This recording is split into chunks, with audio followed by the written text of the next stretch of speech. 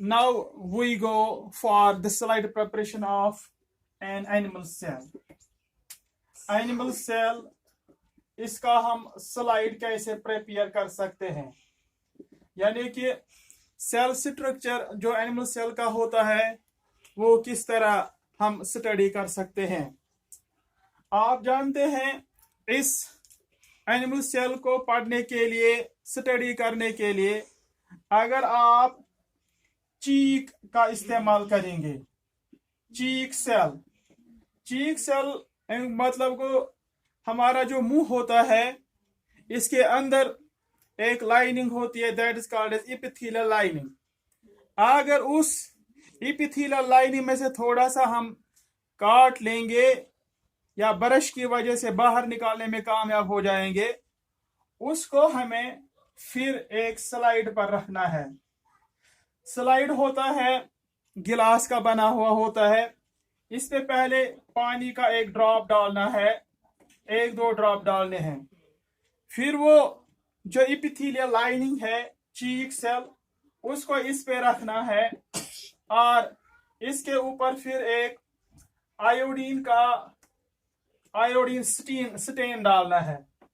Iodine stand जब इस पर आप डालेंगे, फिर इसके ऊपर आप एक कवर स्लिप डालेंगे।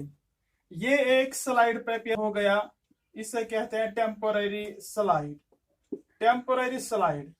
क्योंकि ये वक्त के साथ फिर डिग्रेड हो जाता है, खत्म हो जाता है, इसलिए इसको टेम्पोररी स्लाइड कहते हैं। इस टेम्पोररी स्लाइड को जब हम माइक्रोस्कोप के नीचे रखते हैं तो वहां पे हमें इस किस्म की सेल्स नजर आती हैं। ये सेल्स जो होती हैं, इन सारे सेल्स को बोलते हैं चीक सेल्स। तो ये जो सेल्स होती हैं चीक सेल्स, इनको जब हम देखते हैं मेनली इनके 2-3 कंपोनेंट्स ही नजर आते हैं, 2-3 चीजें इसकी नजर आती हैं। मिसाल के तौर पर आउटर कवर इसका जो नजर आता है वो सेल मेम्ब्रेन होता है, बीच वाला ग्रेन्यूल जैसा स्ट्रक्चर होता है, that is called as nucleus, और अंदर इसमें वो साइटोप्लाज्म जेली लाइक सब्सटेंस नजर आता है, that is called as cytoplasm. इसी तरह से ये एनिमल सेल की स्टडी हो गई। एनिमल सेल का स्लाइड हम लोगों ने प्रिपेयर करके दिखाया आपको इसमें क्या होता है। अगर हम इसके बाद प्लांट सेल के बारे में जानना चाहेंगे, वो एक सिंपल सा एक्सपेरिमेंट है, क्योंकि उसका जो मटेरियल जो होता है वो हमारे घरों में अक्सर पाया जाता है। यू नीड एन ओनियन, आपको एक ओनियन चाहिए, कशीर पे गंड वनान। जब हम उस ओनियन को काट डालते हैं, उसमें से इस तरह बहुत सारी काशें निकलती हैं या तिम खाश नेरान। यह गो नेबरिम अख साइड कन्वेक्स साइड और यह गई ब्याक अंदरिम साइड, अथ वनान कनकेव साइड। इसी कनकेव साइड आसान, जो ये कनकेव साइड होता है, इसके ऊपर एक ट्रांसपेरेंट लेयर, ट्रांसपेरेंट कवर जैसा होता है, ट्रांसपेरेंट लेयर होता है।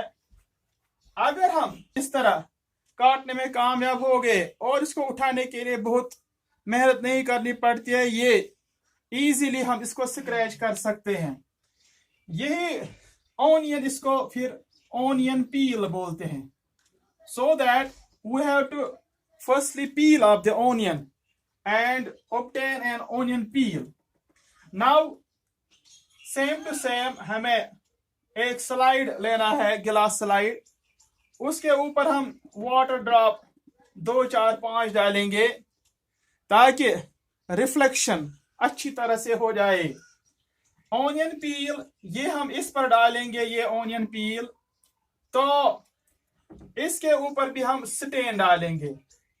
सैफरन भी डाल सकते हैं आयोडीन भी डाल सकते हैं, या दूसरे स्टेन्स भी होते हैं मिथाइलिन ब्लू, वो भी डाल सकते हैं। जब हम इस पर स्टेन डालेंगे ड्रॉपर से, तो फिर उसके ऊपर हमें वो जो कवर स्लिप वो भी गिलास है, लेकिन बहुत ज्यादा पतली होती है, थिन होती है। अब वो हम इसके ऊपर रखेंगे। जब हम ये पूरा स्लाइड, जिसे टीएस टेम्पोररी स्लाइड भी कहते हैं, जब हम इसको माइक्रोस्कोप के नीचे रखेंगे, वो जो माइक्रोस्कोप होता है वो चीजों को जो बहुत छोटा होता है उसको बड़ा करके दिखाता है। तो वहां पे हमें जो स्ट्रक्चर नजर आता है वो इस तरह का होता है। जैसे ना दीवार में जिस तरह ईंटें लगी हुई होती हैं, इसी तरह इसमें भी ये इस दीवार में, सेल के दीवार में जैसे वो ब्रिक्स लगी हुई होती है, मगर असली ये जो होती हैं, they are cells of the onion peel. ये सारी सेल्स होती हैं। ये हो गई एक सेल, ये भी हो गई एक सेल, ये भी हो गई एक सेल। तो यहाँ पे जो सेल होती है, इसका ये आउटर वॉल जो होता है, outer wall, this is called as cell wall. इसे सेल वॉल कहा जाता है। बीच में ये जो प्रोमिनेंट ग्रेन्यूल नजर आता है, it is called as nucleus. और इसमें थोड़ा साइटोप्लाज्म भी होता है, लेकिन अक्सर में होता है, that is called as vacuole, that is called as vacuole. तो इस तरह से हम लोगों ने ये जान लिया कि जो एनिमल्स होते हैं वो भी सारे सेल्स के बने हुए होते हैं। एनिमल्स ये भी सेल्स के बने हुए होते हैं, और प्लांट्स ये भी सारे सेल्स के बने हुए होते हैं। अब हम आगे जाएंगे। सबसे पहले ये जो सेल है, इसको डिस्कवर किसने किया, यानी कि सबसे पहले इसका देखने वाला कौन था? ये एक साइंटिस्ट था, उसका नाम है, whose name is Robert Hooke. Robert Hooke, Robert Hooke in 1665, 1665 में उसने ये देखा। उसने कार्क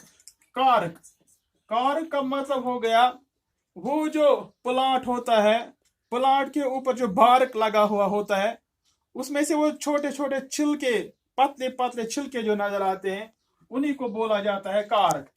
उस कार्क को भी जब उसने अपने माइक्रोस्कोप के नीचे रखा, उसने भी सीधे देख लिया कि ये छोटे छोटे कंपार्टमेंट्स के बने हुए हैं ये लेयर्स। तो उन्हीं को, चूंकि वो अंदर से खोखले थे, इसलिए इनका नाम भी रखा गया सेल। इस सेल का असली नाम सेल क्यों पड़ गया है वो आप 9th में इंशाल्लाह पढ़ेंगे, लेकिन फिलहाल हम यहाँ पे इसी पर इक्तफा करते हैं। इसके बाद ये जो सेल होता है, इसकी सेल, ये जो सेल स्ट्रक्चर होता है इस कार्क का, जिस तरह हनीकॉम्ब यानी कि युस तिम तुलरे आसान छे, जिनको शहद की मक्खियां कहते हैं, शहद की मक्खियां, वो एक छत जैसा बनाते हैं, वो छत बनाते हैं गोल, उसमें इस तरह वो होता है कंपार्टमेंट्स अलग अलग उस छत में। इस तरह चूंकि ये और ये मिल जाते हैं, इसलिए इसको बोला गया है, ये जो कार्क सेल्स जो होती हैं, ये हनीकॉम्ब स्ट्रक्चर जैसे बनाते हैं। तो यहां तक आप लोगों को पता चला, चाहे एनिमल्स हैं चाहे प्लांट्स हैं, ये सारे सेल्स के बने हुए हैं। मगर ये जो सेल है, इसमें कितने पार्ट्स होते हैं? सेल, एक जनरलाइज्ड सेल जो होती है, इसमें कुल कितने पार्ट्स होते हैं? Parts of a cell. Cell के पार्ट्स क्या होते हैं? Number one that is called as cell wall.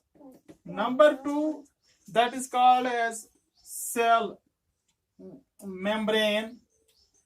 Number three, that is called as cytoplasm. Number four, that is called as nucleus. Number five, mitochondria. Number six, that is Golgi complex या Golgi apparatus, या that is number 7 endoplasmic reticulum, या इसमें और भी होता है lysosomes भी इसमें होते हैं, एटसेट्रा एटसेट्रा।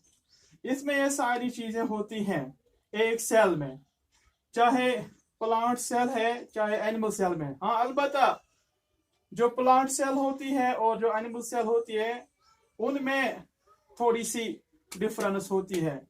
मिसाल के तौर पर ये सेल वॉल ये प्लांट सेल में भी होता है और एनिमल सेल में भी होता है। सेल वॉल सिर्फ प्लांट सेल में होता है, एनिमल सेल में नहीं। सेल मेम्ब्रेन प्लांट सेल में भी होता है और एनिमल सेल में भी होता है। ये साइटोप्लाज्म प्लांट सेल में भी थोड़ा और एनिमल सेल में भी होता है। न्यूक्लियस ये प्लांट सेल में भी और एनिमल सेल में भी।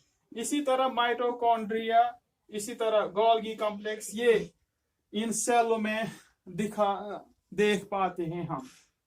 इसके बाद हम थोड़ी सी डिस्क्रिप्शन देंगे अलग अलग इन सारे सेल ऑर्गेनेल्स की। इन सारों को बोलते हैं cell organelles. Cell wall, cell membrane, cytoplasm, nucleus, mitochondria, Golgi complex, endoplasmic reticulum, lysosomes, इन सारों को बोला जाता है सेल ऑर्गेनेल्स। अब हम इनको एक एक करके पढ़ेंगे। वो इस तरह, सेल वॉल जो होता है, this is the outer covering of cell wall. Outer covering of plant cells. Cell wall outer covering plant cells का होता है। इसकी फंक्शन क्या है? ये सेल को मैकेनिकल शॉक से बचाता है।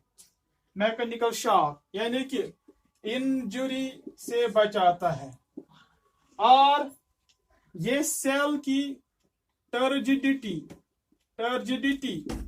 इंक्रीज करती है, यानी कि ये सेल हार्ड बनाती है। इसमें किस चीज का बना हुआ होता है? ये मेनली सेल्यूलोज, यानी कि इसमें ज्यादा सेल्यूलोज होता है। तो ये जो सेल है, मैं इसका स्ट्रक्चर बनाता हूं आपके लिए। ये सेल है। अगर हम प्लांट सेल को देखेंगे, उसका आउटर कवर है, that is called cell wall. अब हम जाएंगे, हम लोगों ने दिखाया, ये है दूसरा, इसका सेल मेम्ब्रेन। ये एनिमल सेल में दिखा रहा हूं। इस एनिमल सेल के अंदर होता है that is called as jelly like substance, यानी कि सेल मेम्ब्रेन जो होता है, ये भी आउटर कवर होता है, मगर आउटर कवर किसका होता है? एनिमल सेल का आउटर कवर होता है सेल मेम्ब्रेन। तो ये सेल मेम्ब्रेन जो होता है, इट इज परमिएबल मेम्ब्रेन। इसमें छोटे छोटे पोर्स होते हैं जिनके थ्रू मेम्ब्रेन ट्रांसपोर्ट हो जाता है, जैसे डिफ्यूजन, ऑस्मोसिस वगैरह वगैरह। पानी अंदर जाता है, बाहर निकलता है, न्यूट्रिएंट्स अंदर जाते हैं, बाहर निकलते हैं। इसका यही काम है सेल मेम्ब्रेन का। तो इस सेल के अंदर होता है jelly like substance that is called as cytoplasm. Cytoplasm it is mainly constituted of water. इसमें ऑर्गेनिक मिनरल्स भी होते हैं और इनऑर्गेनिक मिनरल्स भी होते हैं. तो मगर ये जो साइटोप्लाज्म होता है ये इसके लिए ग्राउंड सबस्टेंस होता है. ग्राउंड सबस्टेंस का मतलब हो गया बाकी जितने भी इंपॉर्टेंट ऑर्गेनल्स जो हैं वो इसी में होते हैं. इसके बीच में एक गोल स्ट्रक्चर होता है that lies in the center or toward the periphery, that is called as nucleus. इसे न्यूक्लियस कहते हैं. न्यूक्लियस जो होता है इसमें न्यूक्लियर मेम्ब्रेन होता है. इसके अंदर जिस तरह सेल में साइटोप्लाज्म होता है इसके अंदर न्यूक्लियोप्लाज्म होता है और इसमें और एक होता है that is called as nucleolus. ये जो न्यूक्लियस है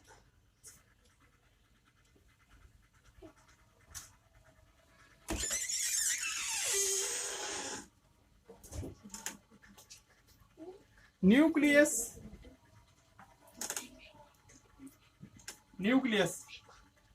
it is called as principle of the cell or boss of the cell. यानी कि जिस तरह एक स्कूल को प्रिंसिपल गवर्न करता है उसी तरह इसका भी काम होता है. इसके बाद हम दूसरा नेक्स्ट वीडियो इंशाअल्लाह रहमान कल उसके बारे में हम पढ़ेंगे. आज इतना ही.